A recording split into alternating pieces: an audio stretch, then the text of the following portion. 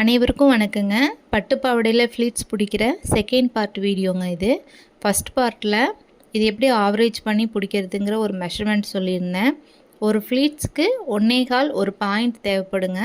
இப்போ நம்ம பாவாடை பீஸில் வந்து பார்த்திங்கன்னா நம்ம ஆவரேஜ் பண்ணி அதை நம்ம ஜக்கா போட்டு வச்சுருக்குறோம். ஒவ்வொரு ஜக்காக்கும் அந்த ஒவ்வொரு ஃப்ளீட்ஸும் அதுக்குள்ளே உட்காரணும். அது மாதிரி நம்ம ஒவ்வொரு ஃப்ளீட்ஸும் பிடிச்சிட்டு வரும்போது ஒரு ஃப்ளீட்ஸ் பெருசாகவும் ஒரு ஃப்ளீட்ஸ் சின்னதாகவும் வரக்கு எந்த வாய்ப்புமே இருக்காது. இது ஃபுல்லாகவே நம்ம பிடிக்க போகிறோம். அப்போ 8 ஃப்ளீட்ஸு, பேக்கில் 8 ஃப்ளீட்ஸு, ஃப்ரண்ட்டில் 8 ஃப்ளீட்ஸ் வருங்க.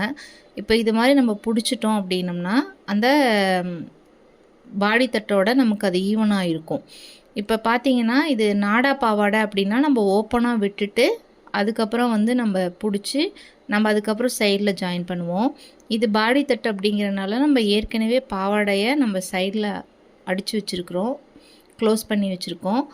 இப்போ வந்து பார்த்திங்கன்னா இந்த ஃப்ளீட்ஸ் முடிக்கும் பொழுது ரவுண்டாக வந்துடும் நமக்கு. இப்போ பாடி தட்டோடு வச்சு காட்டுறேன் பாருங்கள்.